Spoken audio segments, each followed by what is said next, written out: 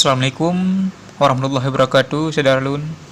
Berjumpa lagi dengan channel saya, yaitu Arul Official.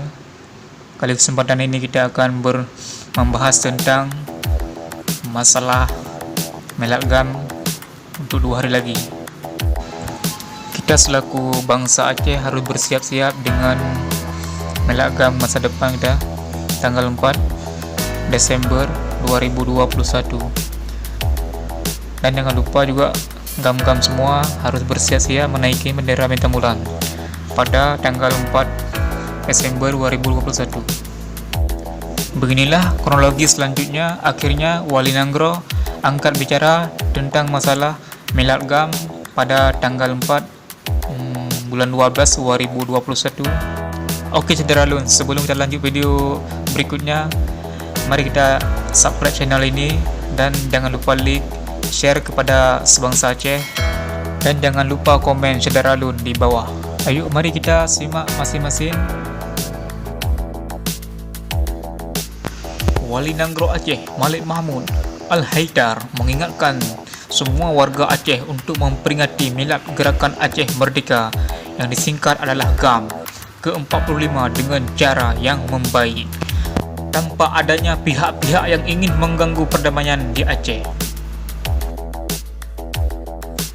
Menurutnya, hampir setiap tahun milad GAM yang diperingati setiap 4 Desember selalu memperingati dengan cara berdoa, bersyukur dan berziarah ke makam-makam para pejuang.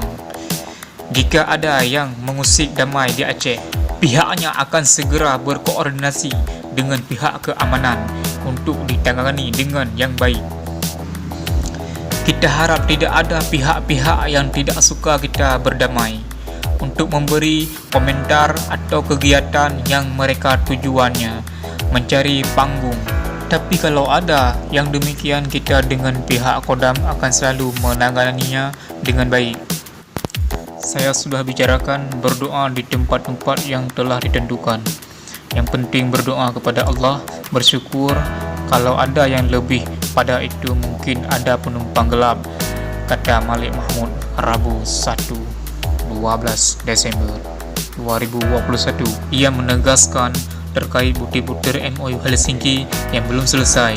Pihaknya tengah mendorong agar pemerintah pusat segera merealisasikan hal tersebut. Saya harap apa yang belum diselesaikan sabar untuk kebaikan Aceh dan negara. Kita tidak mau Indonesia ini ribut, apalagi dimulai dari Aceh, sebut kata Malik Mahmud.